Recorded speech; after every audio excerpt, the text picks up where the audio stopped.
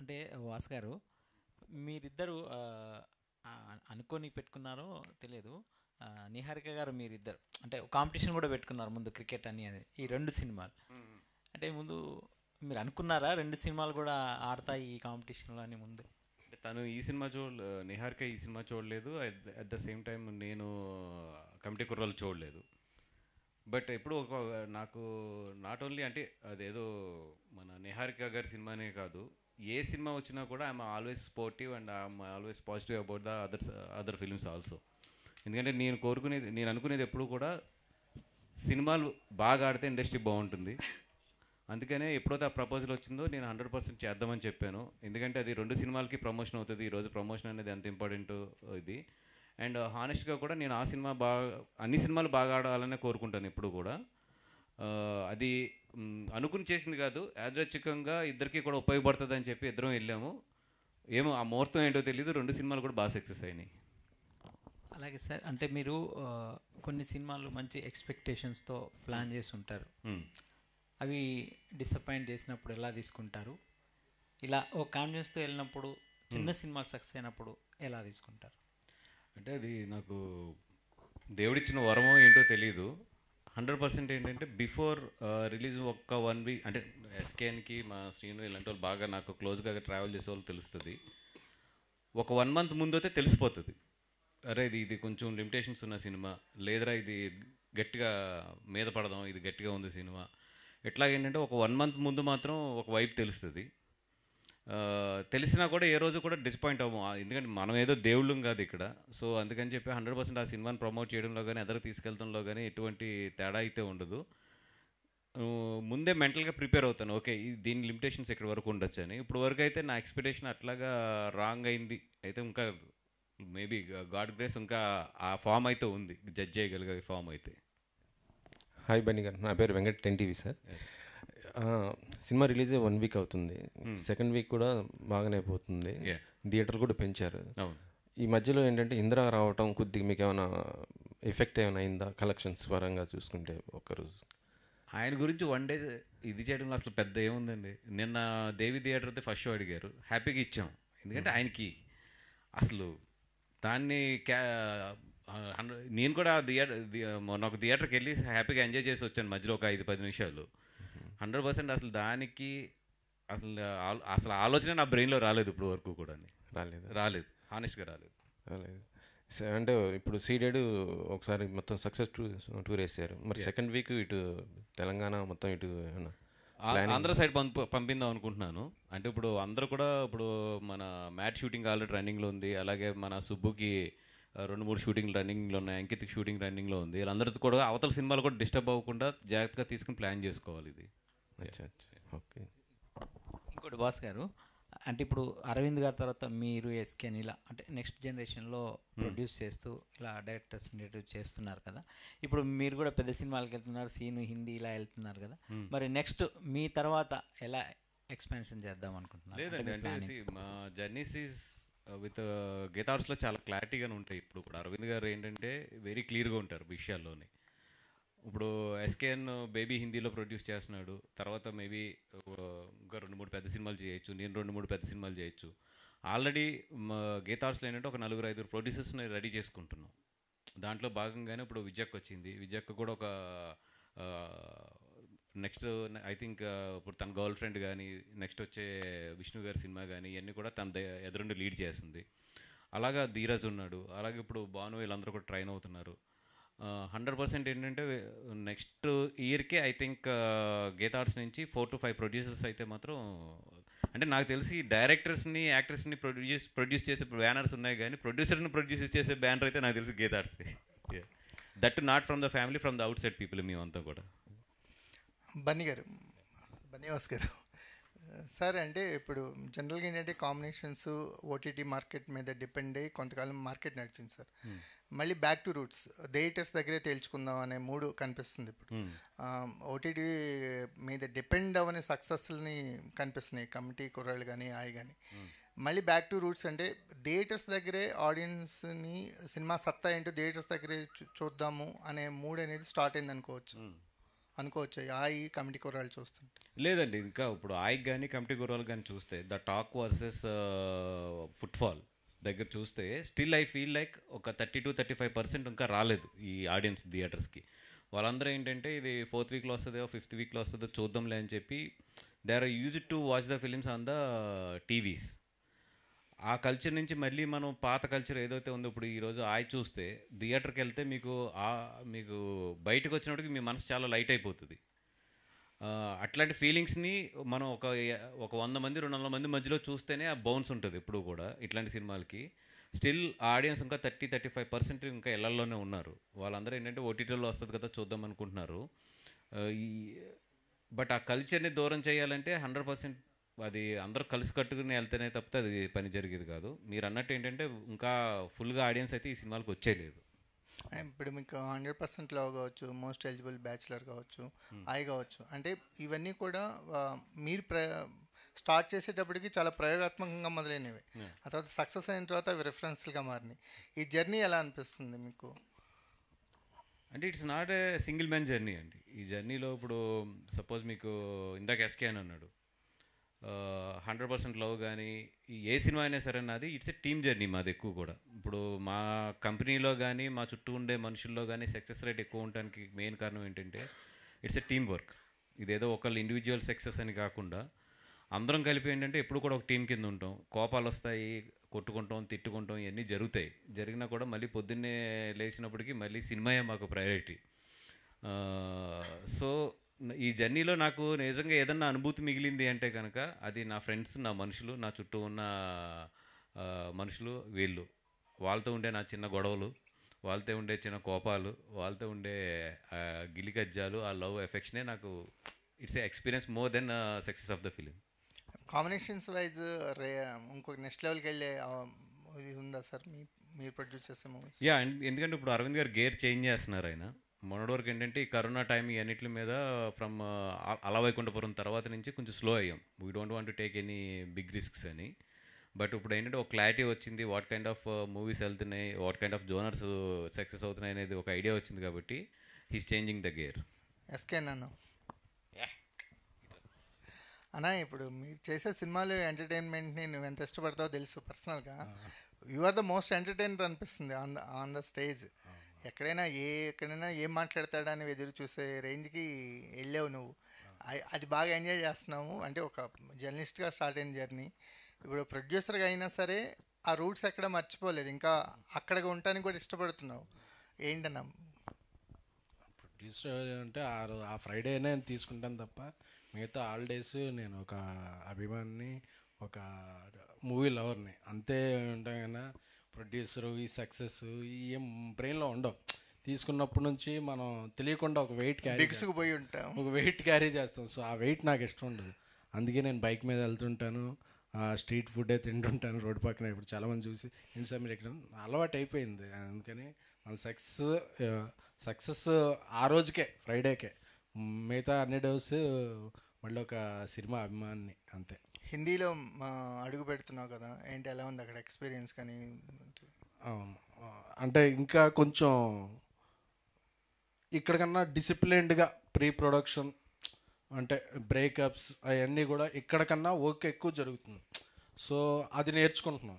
అది నేర్చుకున్నప్పుడు మళ్ళీ దాన్ని తెలుగు సినిమాల్లో అప్లై చేయాలంటే ఏ రోజు ఏ సీన్ తీస్తాం, ఎలా తీస్తాం అనేది ఇక్కడికన్నా కొంచెం క్యాలిక్యులేటెడ్గా ఉంది. ఇక్కడ మనకు కొంచెం క్లమ్జీగా అప్పుడు అయిపోతుంది కొన్ని సినిమాలకి. బట్ అది చాలా అక్కడ ఒక ఆర్గనైజ్డ్ వేలో వెళ్తుంది. సో దాన్ని అడాప్ట్ చేసుకుంటాం. హిందీ స్పీచ్లో ప్రిపేర్ అవుతున్నావు మరి అక్కడ ప్రమోషన్స్కి? తెలుగు ఏదో ఒక రోమ్లో ఉన్నప్పుడు రోమ్లో ఉండాలి కదా. ఆల్ ద బెస్ట్ అన్న. Thank you. డైరెక్టర్ గారు, అంటే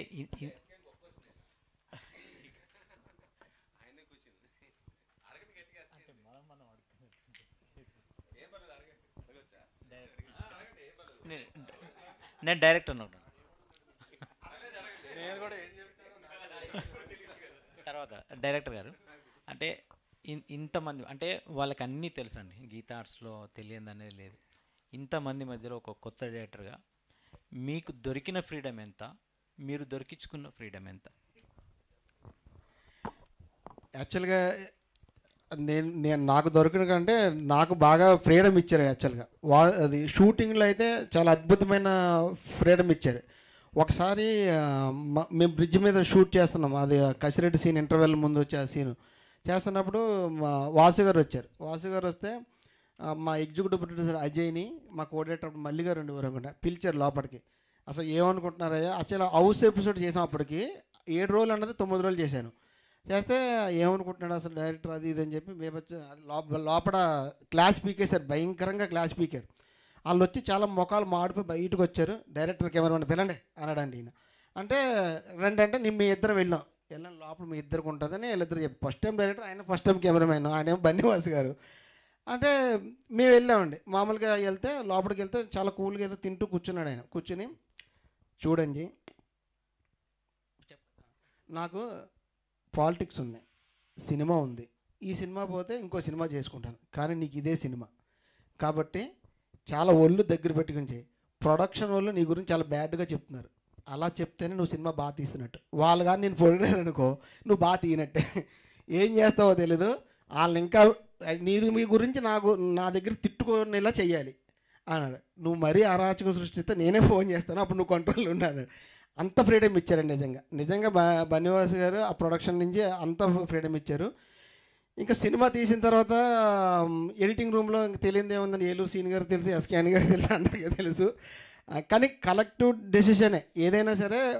కొన్ని విషయాల్లో నేను తప్ప ఉండొచ్చు, కొన్ని విషయాల్లో వాళ్ళు తప్ప ఉండొచ్చు, కానీ ఎట్టి పరిస్థితుల్లో కొంచెం కలెక్టివ్ డెసిషన్కి వచ్చి ఈ సినిమాని ఇక్కడికి ఇలా తీసుకొచ్చినందుకు చాలా ఫ్రీడమ్ ఇచ్చారు యాక్చువల్గా. ఫస్ట్ టైం డైరెక్టర్ నాకు అసలు ఇబ్బంది లేదు, కానీ చాలా ఇబ్బంది పడ్డ మూమెంట్ ఏంటంటే దేవి థియేటర్లో ఈయన పక్కన కూర్చొని సినిమా చూడటం. ఎంత ఇబ్బంది పడ్డానంటే ఆయన బాడీ టచ్ చేస్తే ఆయన బాడీ టెంపరేచర్లో ఉంది, నేనేమో స్వెట్టింగ్ వచ్చి డిహైడ్రేట్ అయిపోయాను అనమాట. ఏంటంటే మా ఇద్దరికి ఒకటి ఎడిటింగ్ రూమ్లో నేను వద్దన్నాయి అవి వర్కౌట్ అయినా ఇంకో నేను ఆయనకి ఇలా చూసేవాడిని, ఆయన వద్దన్నాయి అప్పుడు నేను కావాలని వర్కౌట్ అవ్వలేదు ఇంకో ఆయన ఎలా చూసేవాడు. ఇలా చూసుకుంటే సరిపోయింది. కానీ ఎక్కడెక్కడంటే లాస్ట్లో యాక్చువల్గా వాసు గారు ఒకటి అనేవారు, క్లైమాక్స్లో ఈ వినోద్ కుమార్ పంచి కట్టిన విజిల్స్ పడ్డాయంటే నీ సినిమా హిట్ అయ్యా అనేవారు. ఎప్పుడైతే సెకండ్ హాఫ్ స్టార్ట్ అయిందో చాలా ఎమోషనల్గా చూస్తున్నా, సైలెంట్గా చూస్తున్నా. నేనంటే కొంచెం ఎంటర్టైన్మెంట్ ఎక్కువ ఇష్టం, ఇది నవ్వడం లేదు, ఎలా వెళ్తుంది. ఎప్పుడైతే వినోద్ కుమార్ గారు షాట్ పంచి కట్టి విజిల్స్ పడ్డాయో తక్కువ ఆయన చూసి నీ సినిమా హిట్ అయ్యా అన్నాడు. అప్పుడు నాకు చాలా బాగా హ్యాపీ అనిపించిందండి. ఫ్రీడమ్ అయితే అద్భుతంగా ఇచ్చాడు, ఫ్రీడమ్ అన్ని విధాలుగా బాగుంది. కొంచెం ఎడిటింగ్ రూమ్లో కలెక్టివ్గా డెసిషన్ తీసుకున్నాం అంతే.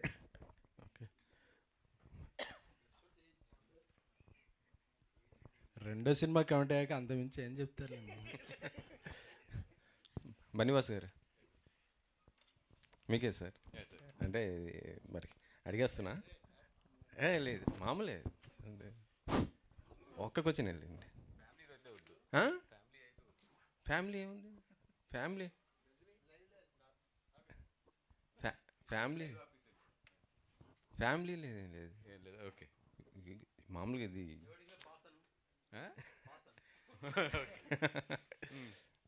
ఏం లేదు. అంటే నిన్న బన్నీ గారు చేసిన ఆ కామెంట్ కొద్దిగా ఇప్పుడు సోషల్ మీడియాలో బాగా ఇదవుతుంది అనేసి దానిపైన నేను అడుగుతున్నాను అంతే. ఎవరైనా చెప్తారు దానికి బన్నీవాసు గారు ఇంకొక ప్రెస్ మీట్ పెడతారండి. ఇది ఓన్లీ ఆయనకి సంబంధించింది కాబట్టి ఆయన దీని మీద ఏమీ మాట్లాడపట్లేదు. అంటే దానికి గెస్ట్కి వెళ్ళారు కదా, మరి సక్సెస్ మీట్కి ఏమైనా పిలుస్తారా మరి? అదేనే చెప్పండి. ఎప్పుడు మొన్న పిలిచి ఆయన ఆల్రెడీ బొక్కే ఇచ్చారు ఈవెంట్కి, మళ్ళీ ఇంకోటి చేస్తా అన్నారు కదా, దానికోసం లేదండి. ఎప్పుడు కూడా నేను ఇప్పుడు ఆయననే కాదు ఎవరిని కూడా గమ్ముని వాళ్ళ పనుల్లో ఉన్నప్పుడు ఇబ్బంది పెట్టను. ఇందాక ఇప్పుడు మన స్టేజ్ మీద కసిరెడ్డి ఉన్నాడు పాపం, అన్న నేను ఏదో చూసుకుని వస్తానన్నాడు. అక్కడ విజయ్ దేవరకొండ గారు షూటింగ్ కసిరెడ్డిది వద్దనే చెప్పాను నేను. అట్లాగే నిజంగా ఆ రోజు ఏమైనా డేట్ ఖాళీ ఉంటే 100% పిలుస్తాను, ఎందుకు పిలను. But at the same time ఆయన బిజీ ఉంటే మాత్రం ఇబ్బంది పెట్టాను గమ్ముని. అదే అంటే మొన్న టైం తీసుకుని మరీ వచ్చి యాక్చువల్లీ మన రామరామేష్ గారి సినిమాకి బాగా సపోర్ట్ చేశారు, అది కూడా మంచిగా ఆడుతుంది దాని గురించి. అందుకని వాస్ గారు, మీరు చాలామంది కొత్త డైరెక్టర్లని ఇంట్రడ్యూస్ చేస్తున్నారు. అలాగే మన మీడియా సర్కిల్లోనూ మనకు తెలిసిన వాళ్ళు కూడా చాలామంది మంచి కథలు పట్టుకొని అంటే వాళ్ళకు అప్రోచ్ అయ్యే విధానం తెలియదు. చెప్తానంటావు అంతే కదా, స్ట్రైట్గా అడుగుతాను. మన ఇద్దరు ఫ్రెండ్షిప్ ఉంది, మనం చేసుకోవచ్చు. నా గురించి అట్లా చాలా మంది ఉన్నారు, సో అలాంటి వాళ్ళకి ఏమన్నా మన దగ్గర వెసులుబాటు ఉంటుందా? యా, డెఫినెట్గా అండి. ఇప్పుడు అది నేను ఏం చేస్తున్నానంటే అది చెప్పాను కూడా ఇందాక, గీతార్స్లో 3-4 ప్రొడ్యూసర్స్ ప్రిపేర్ అవుతున్నారు. నేను మొన్న ఎస్కేఎన్ వీళ్ళందరితో కూడా డిస్కస్ చేశాను. ఫర్దర్గా ఏంటంటే ఇయర్కి 2 సినిమాల మించి నేను ప్రొడ్యూస్ చేయకూడదని చెప్పి, బికాజ్ ఎందుకంటే బాగా స్ట్రెయిన్ అవుతున్నాను and at the same time focus కూడా ఉండట్లేదు నాకున్న అవతల పనుల మీద కానీ మిగతా వీటి మీద. అందుకనే నెంబర్ ఆఫ్ ప్రొడ్యూసర్స్ని మేము డెవలప్ చేస్తున్నాం. డెఫినెట్గా నిజంగా అట్లాంటిది ఏదైనా ఉంటే కనుక I will attach with someone in Geetha Arts. Hi Ankit, last week Aay సినిమాతో వచ్చారు, ఈ వీక్ మారుతినగర్ సుబ్రహ్మణ్యం. ఆయ్ సక్సెస్ అయింది, అది మారుతినగర్ సుబ్రహ్మణ్యంకి హెల్ప్ అయింది అనుకోవచ్చు.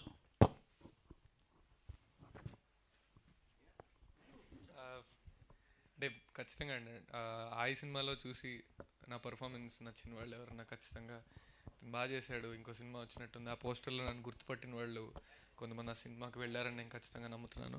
అండ్ ఇంకో విషయం, నిన్న వేరే మన మారుతినగర్ సుబ్రహ్మణ్యం థియేటర్ విజిట్స్కి వెళ్తున్నప్పుడు కూడా వాళ్ళు ఫస్ట్ షేక్ హ్యాండ్ ఇచ్చి చెప్పిన మాట మొన్న ఇది ఇప్పుడు మారుతినగర్ అని. సో ఖచ్చితంగా చూసిన వాళ్ళు మారుతినగర్ కూడా చూసారని నమ్ముతున్నాను. So yeah, thank you so much. అంటే నెక్స్ట్ సోలో హీరోగా చేస్తారా లేక friends characters? Thank you so much.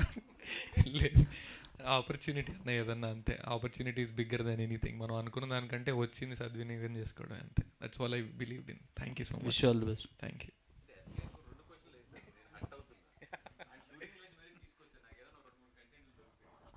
కంటెంట్లు బిట్లే అండి దొరకదు. ఏది ఆయన మొత్తం ఎంజాయ్ చేశారని చెప్పారు కదా దాని సినిమాలో.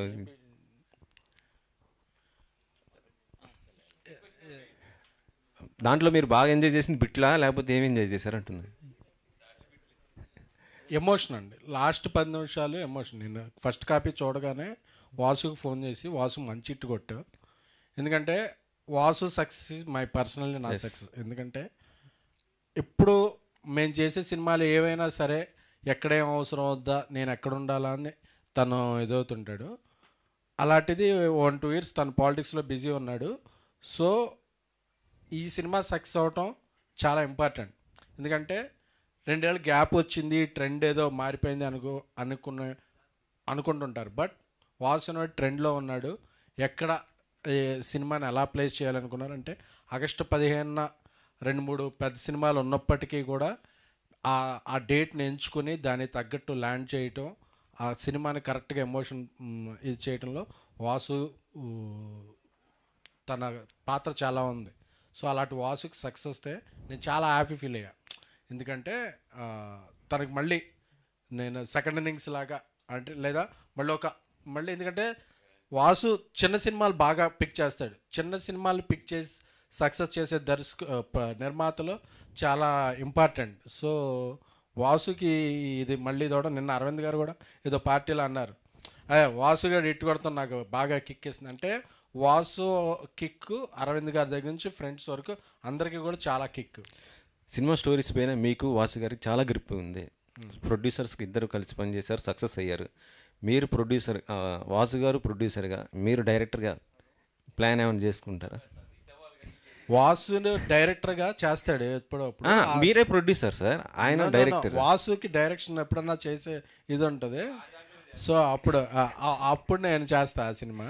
పైగా ఇంకోటి అనుకుంటున్నాం అంటే, ఇంకోటి ఈ సమయం వాటెవర్ మీరు క్వశ్చన్ అడిగారో లేదో తెలియదు, ఈ స్టేజ్ మీద నేను కన్వే చేయాల్సిన ఏంటంటే, ఎక్కడో తెలుగులో రైటింగ్ కల్చర్ చచ్చిపోతుంది ఇండస్ట్రీలో. ఎందుకంటే రైటర్స్ రావట్లేదు. ఇదివరకు డైరెక్టర్స్కి రైటర్స్ హెల్ప్ చాలా బాగుండేది. రైటర్స్ని సరిగ్గా గుర్తించుకో, లేకపోతే వాళ్ళకి తగ్గ రెమ్యునరేషన్ అనుకోండి, క్రెడిట్ అయిన ఇవ్వకో, ఎక్కడో రైటర్స్ అనేది రావట్లా. ఎవరు వచ్చినా సరే నేను డైరెక్టర్ అయిపోతాను అనుకుంటున్నారు, కానీ రైటర్గా పనిచేయాలని ఎక్కడ అనుకోవట్లా. తమిళ్లో చాలామంది రైటర్స్ ఉన్నారు, హిందీలో ఇప్పుడు సినిమా చేస్తుంటే చాలామంది రైటర్స్ ఉన్నారు, కానీ తెలుగులో రైటర్స్కి చాలా ఇబ్బంది పడాల్సి వస్తుంది. సో నేను, నా స్నేహితుడు రాజేష్, వాసు, మేమందరం కూడా రైటర్స్ని హాండ్ చేస్తున్నాం. సో మీలో నిజంగా ఎవరన్నా రైటింగ్ టాలెంట్ ఉండే రైటర్స్గా మీరు ఫ్యూచర్ ట్రై చేస్తుంటే you can come up with resumes. There is a good future for writers in Telugu industry. ఇదివరకులా కాదు, ఇప్పుడు రైటర్స్కి మంచి ఫీజు ఉంది, మీకు మంచి క్రెడిట్స్ దక్కుతాయి. Thank you.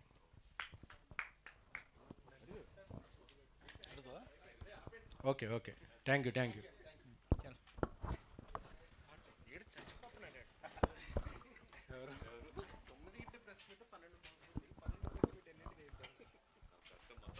ఈరోజు రోహన్ అట్టున్నాయి.